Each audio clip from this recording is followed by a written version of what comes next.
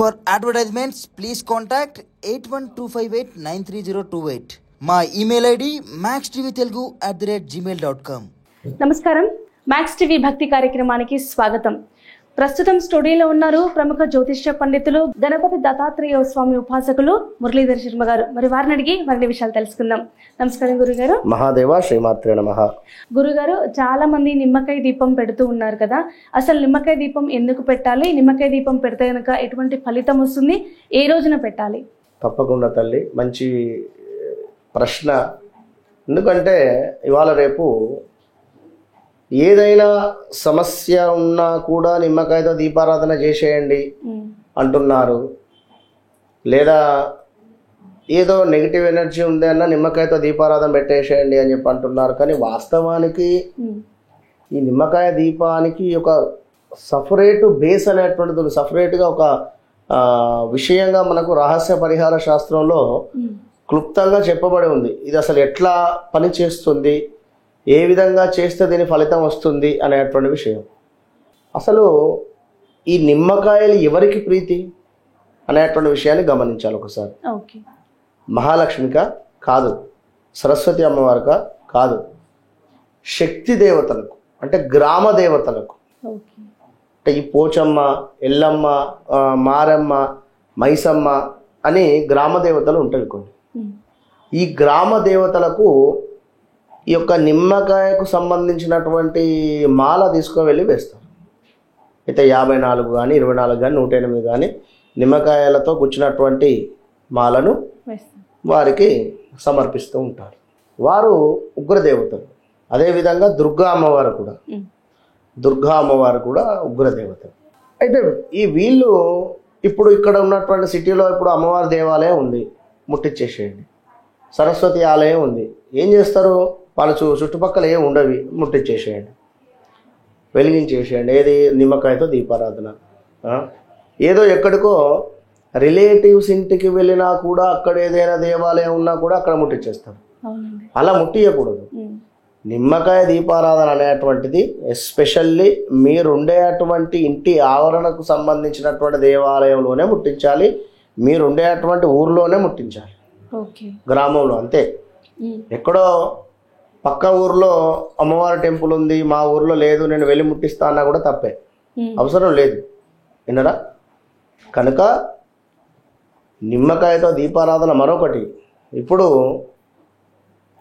ఆధునికకరమైనటువంటి ఈ యొక్క వస్త్రాలు వేసుకొని కూడా నిమ్మకాయతో దీపారాధన చేస్తూ ఉన్నారు, అది కూడా తప్పే.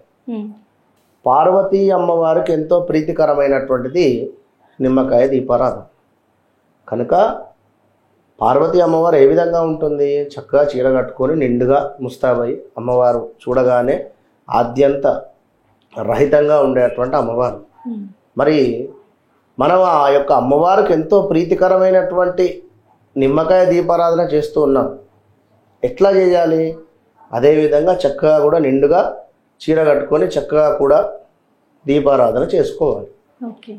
ఇది మంగళవారం కానీ శుక్రవారం కానీ మాత్రమే చేయాలి, మిగిలిన రోజులలో పనికిరాదు.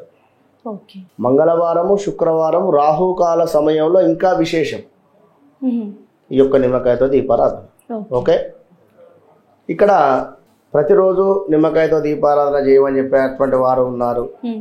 కనుక మీకు సంబంధించినటువంటి ఆర్థిక లావాదేవీలు కావచ్చును, రాహుకేతువులకు సంబంధించినటువంటి ఇబ్బందులు ఎదుర్కొనేటువంటి వారు కానీ, కుజదోషంతో ఉండేటువంటి వారు కానీ, ఇంతే ఆర్థిక లావాదేవీలు, సంతాన ఇబ్బందులు, ఇంకా మాకు ఎదుగుదల లేదు అనేటువంటి విషయం కానీ, ఇలాంటి కోరికలున్నా ఎలాంటి సమస్యలున్నా ముందుగా మీ జాతకములో రాహుకేతువు సంబంధించిన దోషాలు కానీ కుజ సంబంధిత దోషాలు కానీ ఉంటేనే మీరు నిమ్మకాయ దీపారాధన దగ్గరికి వెళ్ళండి.